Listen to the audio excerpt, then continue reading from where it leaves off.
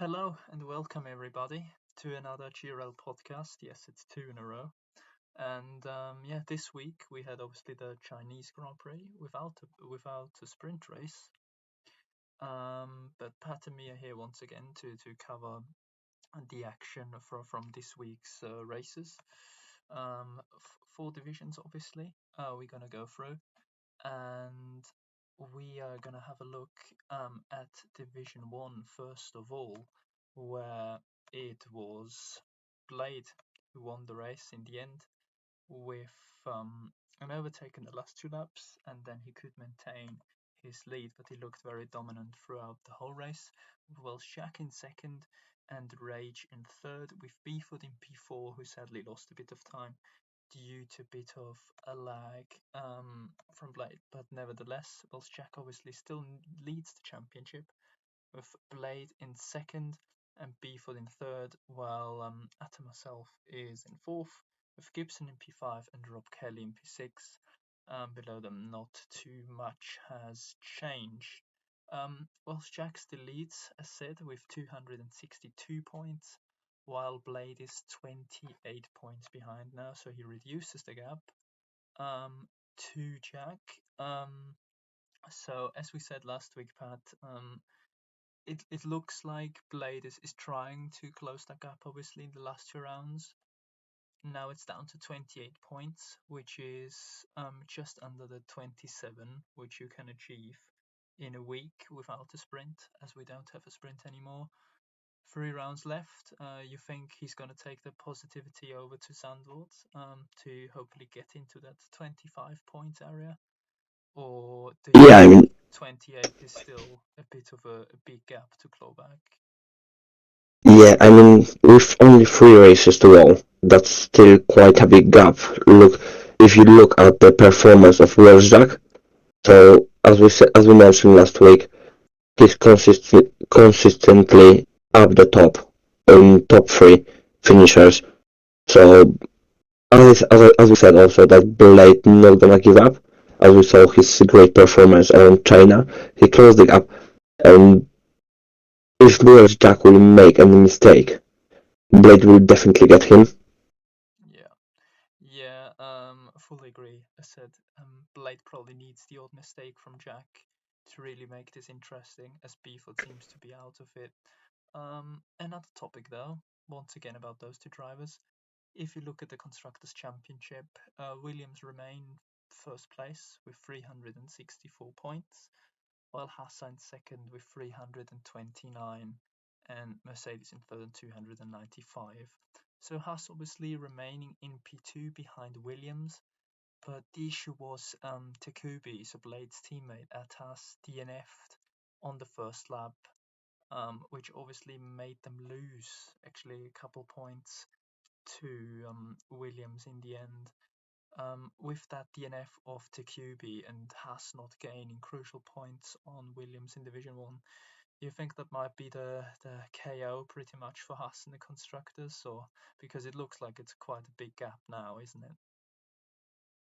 Yeah, if we look at the performance of Williams this season, the gap looks quite big, but Haas definitely doesn't lose it yet. So if they can get decent points also from their second driver, not only from Blade, but if the Takubi can perform well and finish closer to the top, I think they can close the gap quite a bit also. If they can get that second driver up the top for the last three rounds, there will be definitely a close battle to the end. Yeah, yeah, for sure. Obviously, we hope that Blade and Haas in particular um, can put the pressure on Williams and Jack, so that would be good for all of us. But yeah, as I said, we'll obviously have to see. Now, we want to look a bit further down the order. As we said, there is a massive battle for fourth place between myself, Gibson, and Rob Kelly. But one thing was quite clear this week. While the top nine were pretty much in a train from Blade all the way down to myself, Rob Kelly and Gibson had a gap of 5 to 10 seconds to the train, while in Division 1, usually everyone is in a big DRS train. Um, and with 5 to 10 seconds off the pack they want to be in, that might be a quite big setback for them, right? Because they're fighting for that fourth place, which is still pretty good because top five in GRL Division One, you're literally one of the five best drivers in the league. And then especially China, while both of them are on pad and it's known as a pad track, it must be a setback for them, right? To have such a big gap to the pack. Yeah, I mean, on that level when Division 1 is driving, I mean, a couple of seconds is a huge amount of time, which is really hard to close, especially when you are trying to catch the DRS train. As we know, that DRS train, if you lose to the DRS train like 1.5 seconds, it's really hard to recover that, especially on those levels when the drivers makes usually less mistakes than drivers in lower divisions. So 5 seconds, it's a huge gap. I'm not gonna lie.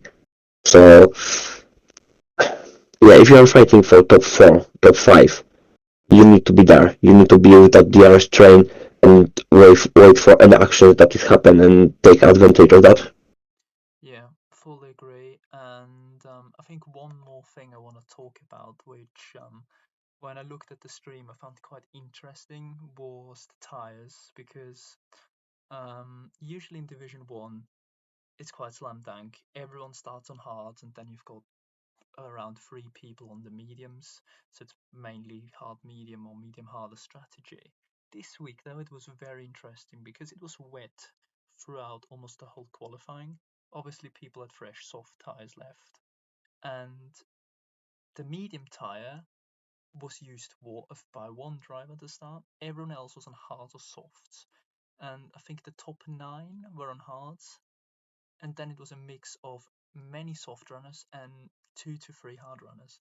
So obviously at the start we could see the softs were amazing because they could just pass people. Gibson went from 13th to 4th, I think, within the space of the first 2 to 3 laps.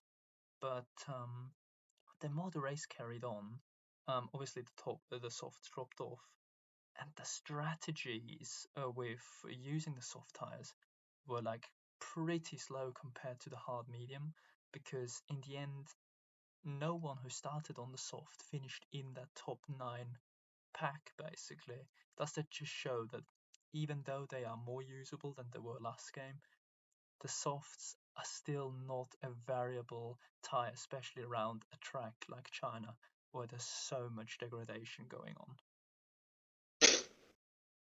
Yeah, I mean the degradation was quite high on China.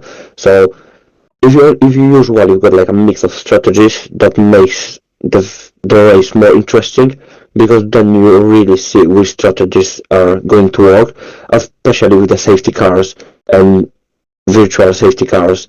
There's a lot to gain if you are starting on mediums or any different compound of tires than the most of the grid. But as we've seen, there was not many safety cars, so I don't know if there was even any. We didn't have a safety car for the last 3 races, so I think that might have cost them, because it's just the Yeah, softs so are really fast, but at some point they just drop off so much, don't they? yeah, there are some tracks that softs are actually quite useful for where you can keep quite a good pace for like eight laps. Yeah, But not around China. Around China, you had like 3 or 4 laps where you could race on softs, and they were quite good. But then the drop off was just massive, and you've been losing a huge amount of time. I mean, in one way, I get it, because if you have people on softs in the mid pack, it will also mean that the hard runners kind of have to fight with each other because they don't want to lose position. And in general, if everyone's on hards, you won't really fight that much, because if you drop out of the DRS, you are basically done. So I get it, but yeah, I think you need a safety car to really make the strategy work in the top divisions. Like in the low divisions, I can see it happening because skill gaps might be a bit bigger. There might be less strategy involved. Like you you can bank on a safety car. So yeah, it's just Gibson, for example, was one of them who went for the soft at the start, and it worked nicely because he put himself into a top five position. But he went for the two stop, and that was just not the strategy. So yeah, quite unlucky for him. But you'll have to see. Maybe Zandvoort will be a track where you can use the softs. I think you can use them around 8 to 10 laps, but obviously at the end they as well drop off as soon they go over the 25% of wear.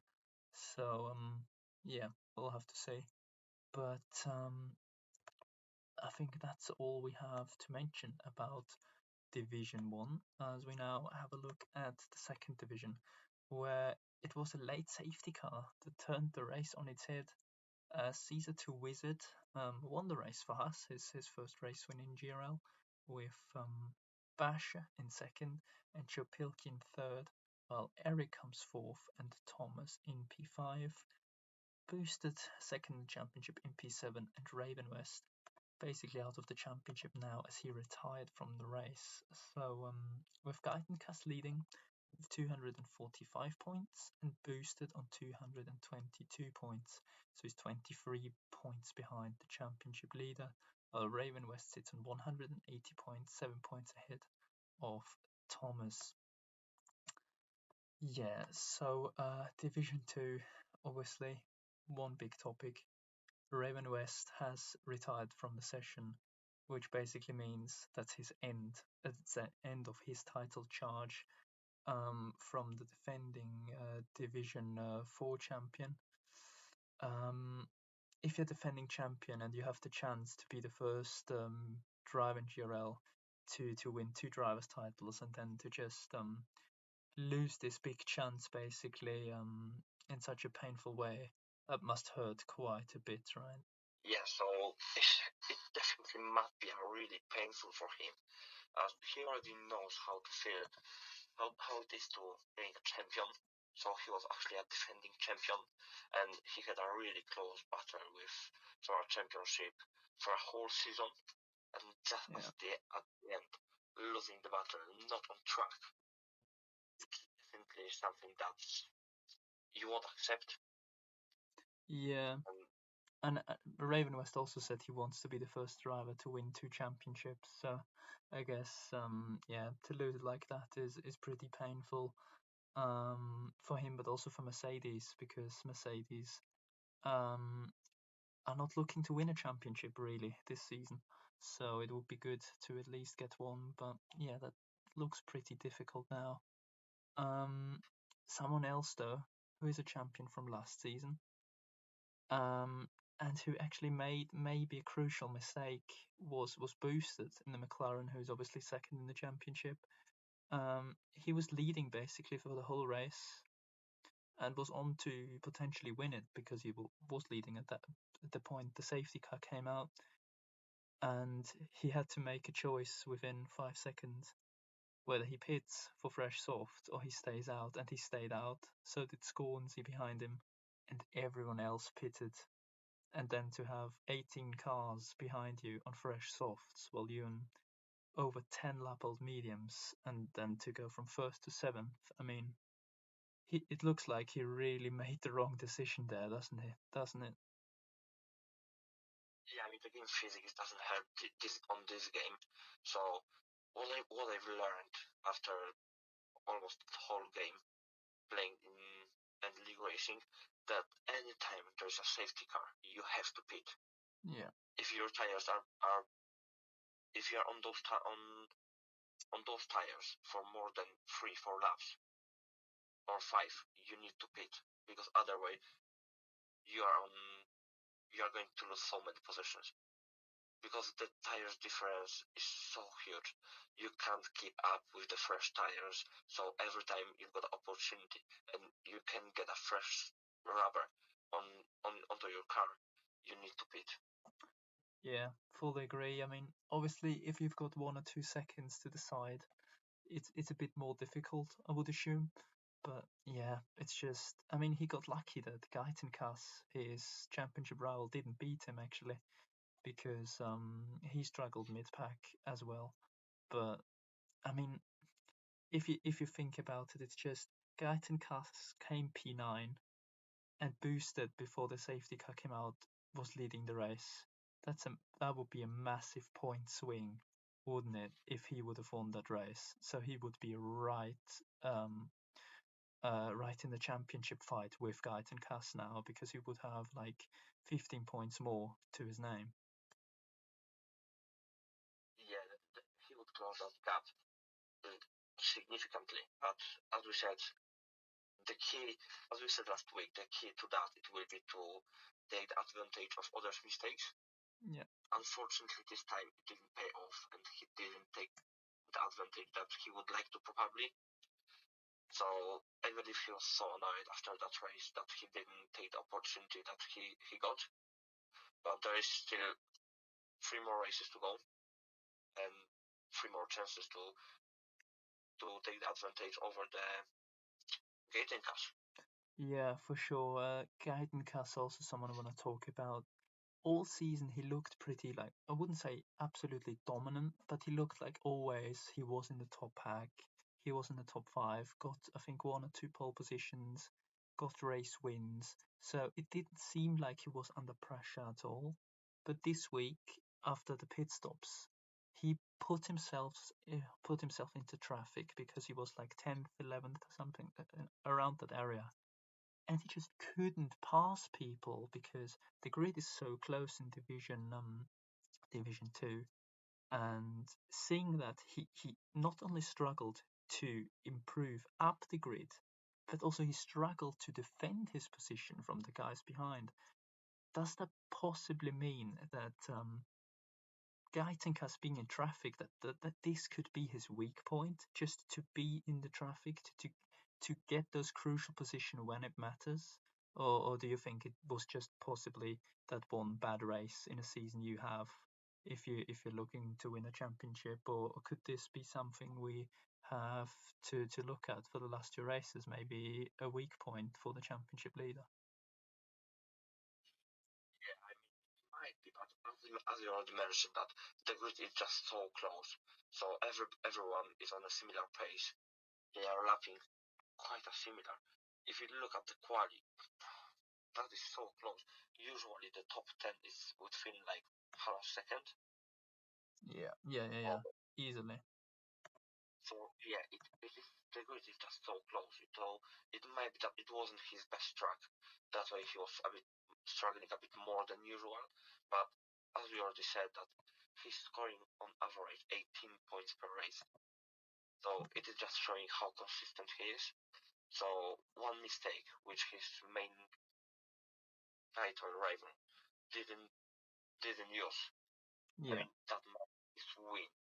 But obviously, I mean there's still more races to go, more points to get, and more mistakes to make.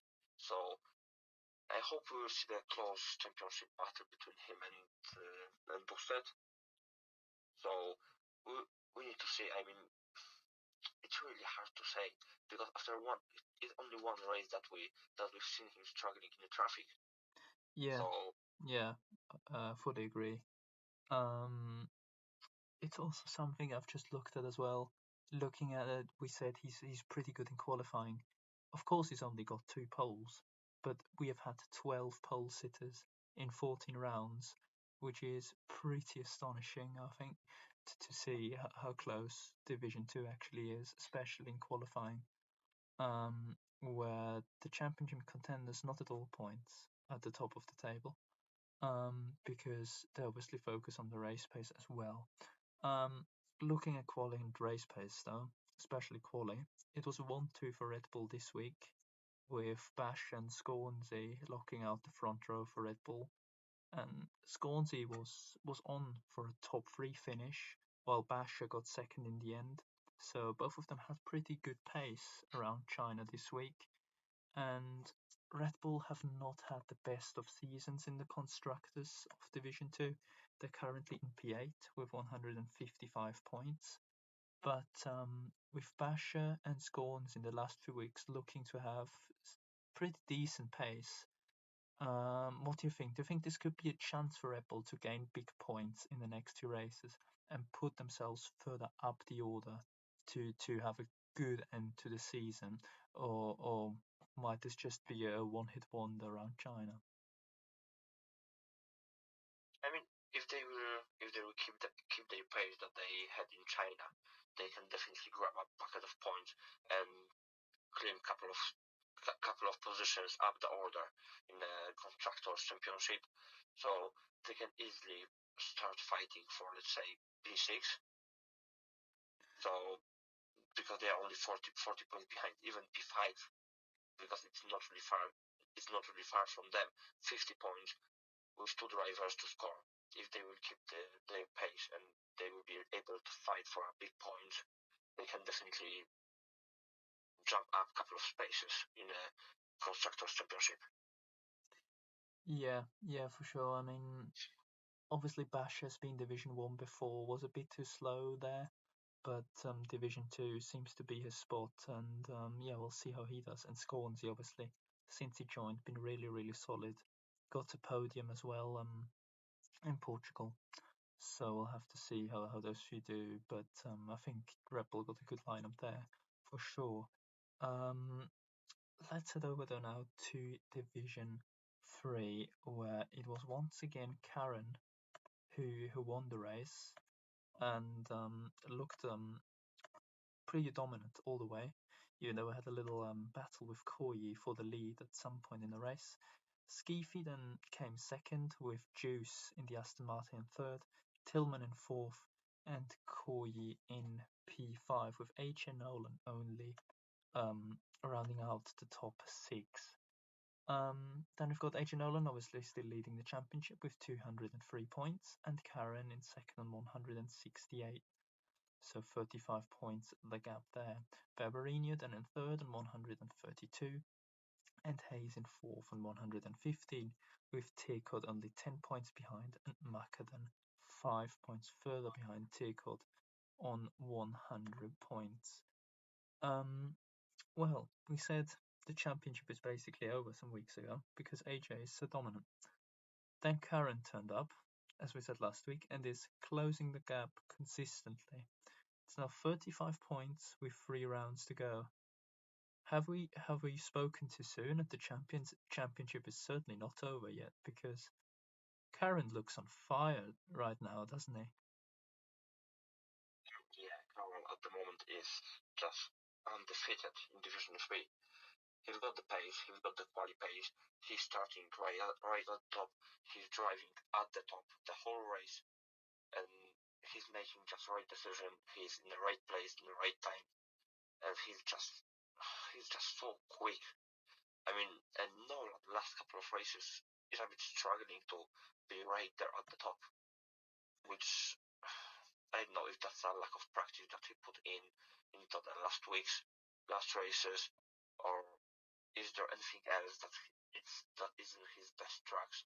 But Nolan is losing points, and Carroll is right at the top there, finishing first or second maximum. Yeah. Every single race, so he's just closing that gap massively. Yeah, and that's also kind of important for another topic, the Constructors' Championship. I mean, Williams are now back on top of the Constructors' Championship after Alpine didn't have the best of weekends. Where you hitting the wall certainly didn't help. Uh, but the question is because Williams have basically got a one-man team with AJ. The obviously you would hope that that it's not going to be enough for Williams, but do you think Williams can do it only with AJ scoring the points for them, or do you think just because you need 2 cars up there that it will be pretty difficult for him to bring on not only 1 but 2 championships at the end of the season? Yeah, I mean, it will be really hard for him to bring both championships. I don't think if he can manage to get that on his back on his own. As we mentioned last week, also we talked about that. You always need a 2 drivers. So obviously, me hitting the wall again this season doesn't help at all. Hayes also had a couple of accidents which make him fall down the order, and he finished only P7 when he had the pace to fight for a podium. So we also lost a couple of points this race. So we are looking to pick it up in next race, and I'm pretty sure Hayes will do well. I will do my best to score a couple of points. So we are actually almost equal in the championship. There's only 3 points difference, and if Hayes will be able to fight at the top with Nolan, and I will put a couple of points also from my side, I think AJ, it's almost impossible for AJ to hold that lead on in constructor championships. Yeah, I think as well it will be pretty difficult. And it also will be interesting what Gibson will say to AJ as team owner. Do you want as a team owner to focus on the constructors, or is just the driver's title for driver more important? So it will be interesting how they manage that, I think. Another team that was very strong this week, that was Aston Martin. They had a double top five finish with Koi at some points leading the race, finishing in fifth. But especially Juice, I want to come to in P3. He's already had a few races where he's been solid. Like I remember Portugal, he finished fourth. Then the race after, I think also he was pretty solid, and now his first podium, P3, at China. Obviously next season will be on the next game, and the current season will end quite shortly. But if he transitions nicely over to the next game, do you think Juice might be, especially in this kind of divisions, a pretty solid driver, because he looks to be consistent? Now he's just missing the edge to beat Karen and AJ, and then he's right there, isn't he? Yeah, I mean, obviously, as you mentioned, that he participated only in a couple of races, but he already scored quite a big amount of points. So his average amount of points is 14 per race, which we don't know if he can keep it long term, and he Yeah. can be as consistent as if he is now. But if he can pick up the pace at the beginning of the new game, I think he will be definitely a driver to watch, especially if he will be around the pace that he is now, so around the lower divisions. Yeah, might be someone that team owners, I think, have to have an eye on, because that's usually the drivers that go under the radar and then do really well, that decide you the constructors championship. So will be interesting on what will happen there on draft night. And one more thing to Division 3, which I realized, it's like Mercedes overall obviously second in the constructors, in the overall constructors championship, but it's really Division 3 that lets them down a bit, because in Division 1, 2, and 4, then the top four in their respective constructors standings, but in Division 3 they're P7 in the constructors championship. So with Echo now joining, obviously they'll hope to change this, but could it be said possibly that Division 3 is the weak point for Mercedes, which is letting them down in their fight for the overall constructors? Yeah, I mean, definitely they are not doing as well as other divisions for Mercedes. So that might be the case that they are not in they are not fighting Williams as close as they would like to, or they are not leading the overall constructors only because of Division 3. So obviously we had plenty of races that there was only one driver from Mercedes, and they had to use the reserves, which we know how it works. The reserves don't really fight for wins, or they're usually just crashing around or that kind of stuff. So Yeah, it's just you can't really have a consistent point score, can you, with a reserve? yeah, exactly. That's what we said. You need two drivers to score big points, and Mercedes was struggling this season, with one of their drivers. So Casey Babu was always there. He was he was racing in almost every race, and he was scoring the points. So they've been just lacking with the second driver. Yeah. And what do you think? I mean, Echo is now joining them for the last three races.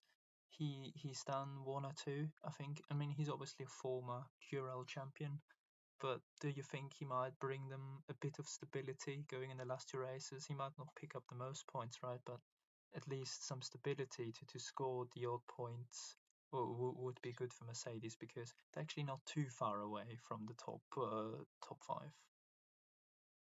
Oh, obviously, I mean, I know Echo. I've raced him before, so he's definitely a driver that will bring you some stability and consistency into your team. So he is also a really clean driver, one of the cleanest probably I've raced. Because I remember we went through side by side through the whole third sector around Silverstone last season, Oh. and we didn't even make the contact. So yeah, Echo is certainly one of the GRL grades, that's for sure. But can you do it in a Mercedes? That's what we'll have to focus on in the next 3 weeks. But yeah, that's a Division 3 wrapped up as well. And now we have a look at our final division, which is obviously Division 4, where it was Erna in the Haas who won the race from P14 on the grid with the fastest lap as well. Then we've got Quick Mick in second, Nuki Boy in third, after Mason Roth dropping down to fourth place after a 5-second time penalty, which certainly caused some confusion in the steward's room, to say the least, when it comes down to pushing someone through a corner. In the driver's standings, obviously Brown Spons still remains on the top of the standings with 193 points, while Mason Roth is in second still on 176, and Erna 159 in third, passing Quick Mick.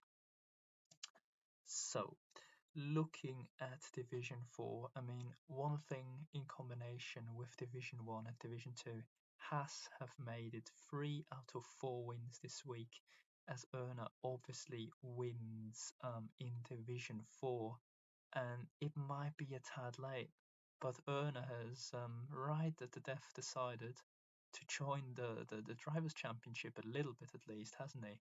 Because he's only like 30 points off. yeah, I mean, he did really great last week around China. So it's really hard to predict anything in Division 4 because we had so many race winners. The drivers are just falling down the order after, with the penalties if there is a late safety car. So if there is a driver from the one of the top 4 that can keep it clean and be right at the top, I think there is still anyone who can win the championship. Yeah, for sure. I mean, Erna obviously didn't win the race and track, but a penalty helped for Mason Roth helped him out in the end. But yeah, nevertheless, I mean, he got the 26 points in the end, so he won't complain at all. Also, one thing looking at the Constructors' Championship, Alfa Romeo have now taken the lead in the Constructors, and obviously are now in P1, while McLaren dropped down to second. They're now 10 points behind Alfa Romeo. And it looks like in the last 2 weeks, when McLaren lacked a bit of point scores, it looks like they're losing the edge towards the end of the season, which is obviously not what you want to see as team owner. But I mean, we're going to go into it a bit more when we have a look at the overall constructors. But yeah, McLaren losing that P1 spot at this point and not having a driver that's consistently able to win races, that might cause them a few problems, right? Because when you're in it, you obviously also want to win it at the end. Yeah, obviously McLaren's, they've been just not doing as good as they probably expected them to do in the last couple of races. There was a bit of a mix of the drivers right at the top, and Alpha did just they did a great job closing that gap and taking the championship lead. So I hope that will not ground them, the McLarens. They will not let them to think that they can't do that, and they will keep their heads down and they will keep working and try to fight for that championship, because they can definitely do that. I mean, they've been doing that for a whole season, and now in the last couple of rounds, I'm really sure that they can fight for that. Yeah, for sure. They just need to make sure that they score the points consistently. But it's certainly not between Alfa and McLaren. Looking at it though, because the top five in in this constructors championship are split by 48 points. So it's literally between five teams, isn't it? And you probably can really include also Red Bull into this. So you could say this is a top five championship battle, right? Yeah, I mean, definitely. So there's like there's, as you said, there's five teams that they are within like 50 points difference, and that is so close. I mean, you've got two drivers, and if any of the teams will get only one driver driving for one of the races, and one of those top five teams will score big points, the table they might just turn around. Yeah, 100%. Um, any team you would see as the favorite going into the last two rounds? A driver pairing you would think um, looks the strongest on paper right now, or do you think it's all quite stable? I would love to say that Alpine, Hmm. but obviously Alpine they are sixth, but they are also not really far. Obviously, with the drivers that they are not fighting for a championship, and but they are doing great job in the last weeks. So we are all proud of them, They are, because yeah. I think, yeah, They've because scored big points because they were last couple of weeks ago, and now they've they picked up the points that they needed, and they are doing a great job. So they closed also that gap. But definitely, Alfa Romeo got the oh my god, I forgot his name. Brownest Buns uh fighting for a championship. Yes. Mercedes, you mean, right? Yeah, Mercedes, sorry. Yeah, no worries. It's just Yeah, so confused Mercedes got there. the Brownest Buns fighting for a championship. There's a Mason Roof from Red Bull and Ernak from Haas. Yeah, So definitely those teams which have someone into the championship fight, they look the strongest one to grab a championship title. yeah, But as we've seen, Alfa Romeo and McLaren, they are just right at the top. So if they can get two drivers into the top 10 for the last races, I think then one of those two teams will grab the championship. yeah, for sure. And I think we're in for a couple of great races, nevertheless, for Division 4 to decide those two championships. And yeah, that's Division 4 wrapped up basically. And now to top this podcast off, I think we'll have a final look at the overall constructors after this week's races. Well, obviously, first of all, we're going to have to talk about them. Williams are now on a solid gap to second place Mercedes, just over 50 points. Um, Obviously, we've got still 3 rounds left. We're about 300 points to score on average. Um, you think Williams are now closing in on that title, or is there still so much that can happen to them to really still make this championship interesting, or do you think the buffer they have will be quite tough to lose for them? Obviously, they can lose it in any of the races. So you've got 8 drivers that are scoring the point. So 50 points is actually the gap is that gap is really small, looking at the 4 divisions that we've got. But as we mentioned, they are performing really well. So if they will just keep performing as they do, I don't think there will be a team that can stop them. Yeah, if they just keep it consistent, then they'll look quite strong, and it's always been a case really in GRL when you've let the overall constructors for such a long period, it really never has happened that you lose it right at the end because you just stick to what you're doing. Um, but yeah, I mean, overall, you have to say probably Williams have done the best job across those current 14 rounds, haven't they? That there's not really been any team that's been too close to them. Obviously, Mercedes, McLaren, they've done well, but it looks like Williams have done the best job overall. Yeah, in the last weeks they've just started to dropping off a bit. Yeah. It seems just like a tendency. So if Williams is just doing great job, they know what they are doing. They are doing that every week, and I'm pretty sure they can do that for another 3 weeks and grab the championship if nothing happens. Yeah, for sure. I mean, Mercedes, obviously, they can catch that points disadvantage up to Williams, but if they're not really starting to perform that well in the next 1 or 2 weeks, could you say that they're basically no man's land right now? They're basically safe from the guys behind, but they're a bit too far away from the guys ahead.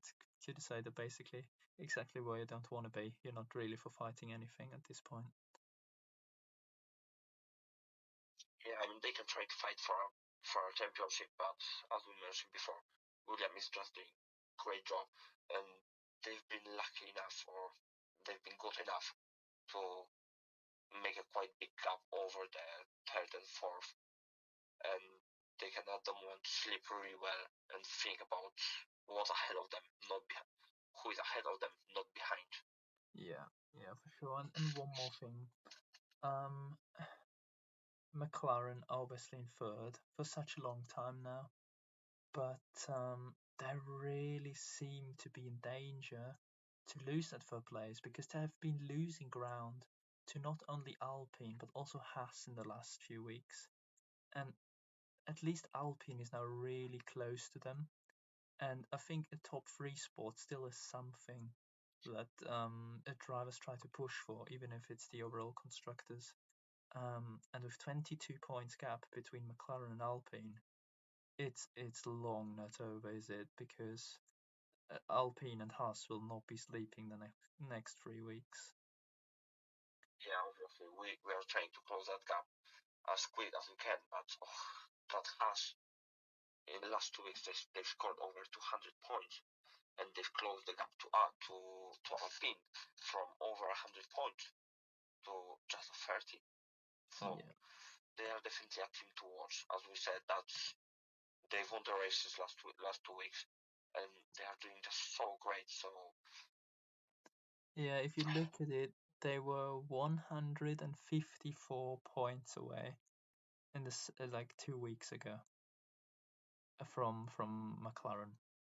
Now it's 50, so they've gained basically over 100 points on McLaren, which is really scary. And they've won 3 out of the 4 races this week. So yeah, I mean, at this rate, if they continue this way, even Mercedes aren't safe, even though it's pretty unlikely.